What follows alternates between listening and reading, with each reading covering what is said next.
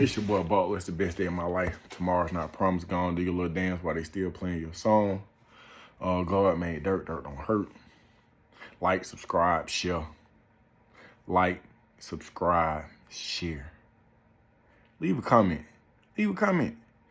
So this story, I want to take this one back to Eastlake Elementary, man. Corn was that? Nah, this was Eastlake. So in my younger years, I went to Eastlake, then the Corn, then came out to Beaufort Highway. But I was in Eastlake Elementary, man. I'll never forget this, man. This was the first time I ever saw crack. This was the first time I ever saw crack, bro. Mind you, Eastlake was different, man. Eastlake was, this is not Decatur. This is East Atlanta. And I want to tell you that this school was all violent and all this. So, man, this was an elementary school, man, of people that, it was a family, bro. It was a family. And it was hard to tell the have from the have-nots to one degree or another. Except when I was trying to get, that's a whole nother story. I wanted some rhyme boots so bad, bro. Mama wouldn't get them. My cousin Tony had them rhyme boots, though, and the finger wave. I was like, that my cousin right there. I don't know what that noise was. Ain't heard that. Check the camera real quick, man. I don't know what that noise was. It couldn't have been the drive. All right, may the Lord be with you. I don't see nothing on the cameras. Maybe it was a little bump. That one thing about being here by yourself. I got a nice size house, man. But I be so paranoid. I be hearing little bumps. There's too many pistols around here to be bumping. All right, so going to Eastlake Elementary. Mind you, when it comes to fashion, Diane ain't going for none of the nonsense. This is when crack kind of hit. I know crack had hit because after school, I would go to Eastlake Meadows and play. And I seen things changing in the game. When I say, I ain't gonna even say the game, because I act like I was just real affiliated. I was just a regular kid, poor kid, living on Tupelo. Now, was that Tupelo or Tilson? Tupelo. Yeah, I was staying on Tupelo. Walking to school, coming home, you should stop at the little corner store right there. Hot dog used to cost, I forget what they call it, but if you had money to buy a hot dog, boy, you were the man. And it wasn't really like it wasn't a whole lot of nothing going on, man. We got Eastlake Elementary. But anyway, so it was two dudes that were there, man. I hope both of them brothers are still alive, man. But at the rate that they was going, it would surprise me if they still alive. One of them name was Johnny. Me and Johnny was in the same grade, but mentally he was light years ahead. I think he was light years ahead because I stayed on Tupelo and he stayed in Eastlake Meadows. Johnny had it was Johnny and it was another dude. I think his name was Penny. Or was Penny the girl? Anyway, it was another dude that used to be with Johnny. But I remember Johnny, he was tall. Johnny had the pee-wee. Cool dude, man. And Johnny at one point in time would come to school looking like me. I ain't saying my mama had me going to school looking like anything. Like, I ain't had no crust in my eyes. I had that Vaseline on my face, you feel me? But Johnny was on the same thing, and then I could see things changing, and Johnny, like, man, we in the 5th grade, bro. We in the 5th grade. Johnny started coming to school with that boy came with that Atlanta Hawks starter jacket, man. Oh my God. I'm talking about that thing went down. Then he switched up and came with the Raiders starter jacket. And one day we was in the bathroom at Eastlake Elementary. Mind you, this the This the oil. This the furnace on the wall type situation. Very east side. So we was in the bathroom, man, and Johnny pulled out a water keg. Bro, I had never seen that amount of money in my life. It's like, you're a child. Why do you have so much money? It's hundreds and fifties and twenties. I'm trying to get some change so I can get me a hot dog. You grown man balling. You grown man balling. So then Johnny showed me. I said, man, how you get all that money, man? What you doing?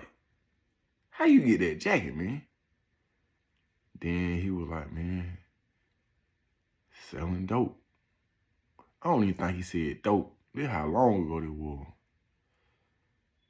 I don't remember exactly what he said, but then he whipped out a bone, and Johnny probably had about $700 or $800 worth of dope right now that I could see. I didn't know what it was. I didn't know what to do with it. If he would have gave it to me, I wouldn't know what to do with it. So when we was walking out the bathroom, I was always trying to be the funny nigga. So I was like, bro, oh shit, y'all, you dropped one. He looked back, he just started laughing, but Johnny was cool. Okay, so now I'm gonna fast forward because there is one time in my life, where I actually tried to sell crack. Mind you, I got locked up for armed robbery. That's what I was like, man, matter of fact, me attempting to sell drugs is what led me to rob, because I was just like, a person who sells drugs he got to have some management skills. He got to have some interpersonal skills. He has to understand the chemical aspect of things. And for me, hey, look, man, it is very simple. I'm going to whip this pistol out. I'm going to put it on you. You're going to give me what you got. It's just that simple. This transaction is not going to take all day. I ain't got to form no relationship with you. So long story short, I'm not going to say bro name because he is an awesome father. This is my home. I ain't going to even use his nickname because folk might know, but Shawty was smarter than the average bell. Shawty was smarter than the average bell. Deal with my little paw. And he was little, but he wasn't small. You feel me? So he was on some, we linked up on Buford Highway, but he was from Decatur. And we got into a whole bunch of stuff, man. And bro used to always be selling dope. He just always had money. Where I was on some snatch and grab type stuff, he was more along the lines that he had money to pay for, and I couldn't figure out what's going on. He was like, man, I'm over here, what you call it? So now I am going to say where he was selling dope at. He was selling dope like the Carroll County jail is right here. Boom. If you go across the street, there was a little shortcut. Bro had some things sold down. He was young though. Like we were about the same age, but he was a little shorter. One small. Mentally, he was light years away. So I'm like, I want to sell dope. I'm tired of struggling. Like, I don't want to do this. I'm tired of, because my thing was, if I was trying to get an outfit, I would have to go to the Marshalls, grab me a plastic bag, and I see the little ink thing, pow, pop it off. Now I got a polo shirt, but the polo shirt got a hole in it because I had to snatch the little thing out. But polo shirt. So he used to come with me some kind of way. We had some shirts and they had the holes. So he was having the junkies sew his shirts up. I was like, that's cool. But he was paying them with the dope or however it was going on. But he had a relationship with these people. So I said, man, I want to sell dope. So he sold me a 50 piece. 50 piece cost $50. He showed me how to cut it. I cut 120 off of it. So I'm like, I'm about to go to New Jack City. I'm going to take this 120. I'm going to bloop, bloop, and bloop, bloop. And I'm going to take over all of Decatur. So, I remember he told me to keep it in a little medicine bottle. So, I got the dope in the medicine bottle. And I immediately tried to sell. And when I was talking to the J, I ain't only say the J, I was talking to the lady. She was an older lady. She was the one that was putting his stuff together. So when she was talking to me, she was immediately trying to get some credit. You gonna pay me Friday? Friday? Man, it's Tuesday. I gotta wait till Friday to get my money? And then I have heard stories about this, and I have seen J's get beat up, and I was like, man, no, man, this is a trap, man. I don't want to be involved with this. Go back to my hood. So I'm in Woodridge. I ain't doing no showing the dope all. I'm like, yeah, man, I'm selling dope. Let me see it. Let me see. But here it is right here. I'm just showing folks. I ain't sold nothing. You hear me? I'm a horrible drug dealer.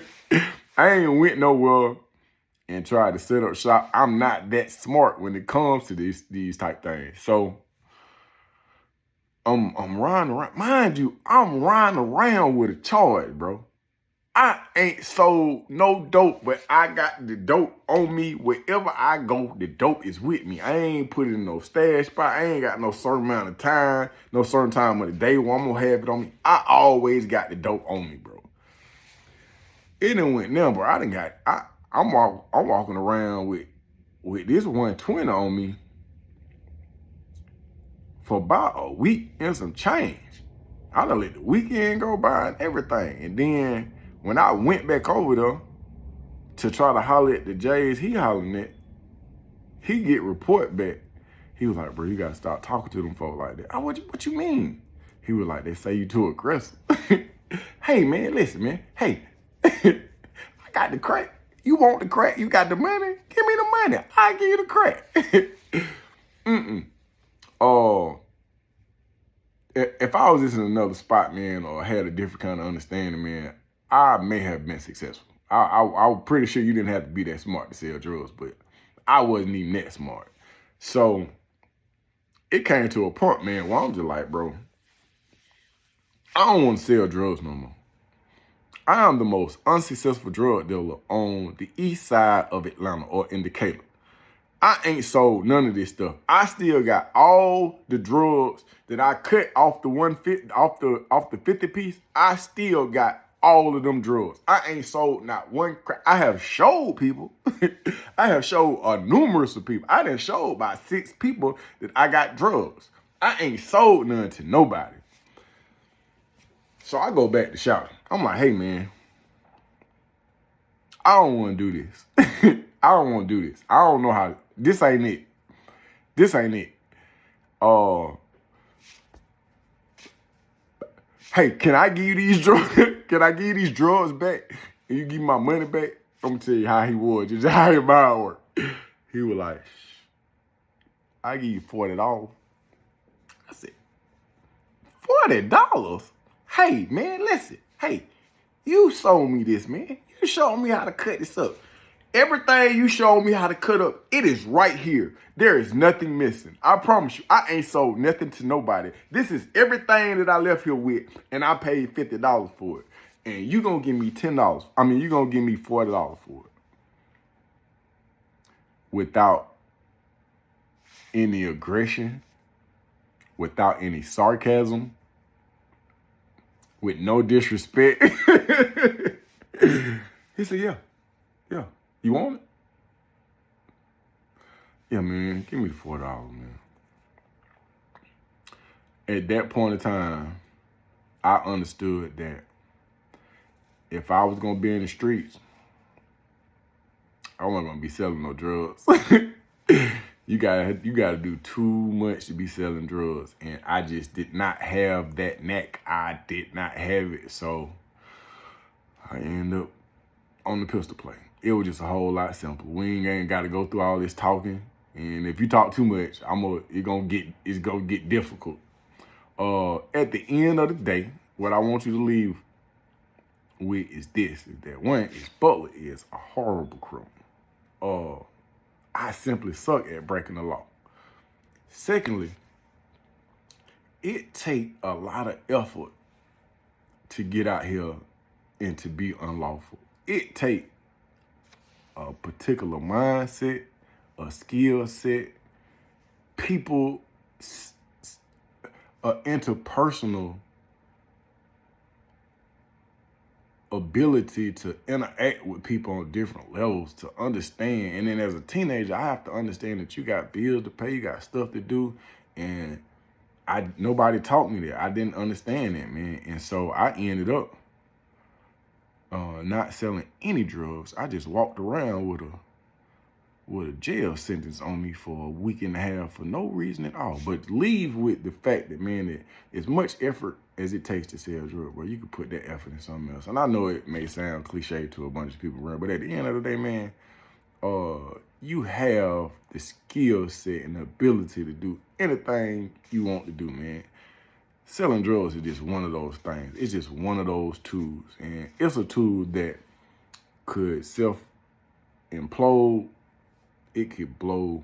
And I'm going to touch on all this stuff, man, because I'm creeping up on 16 minutes. But today is the best day of my life. Tomorrow's not promised. Go on, do your little damn while they still playing your song. Like, subscribe, share. Don't do drugs, folks. Don't sell drugs. Don't rob people. Don't go to jail. Let the Lord use you.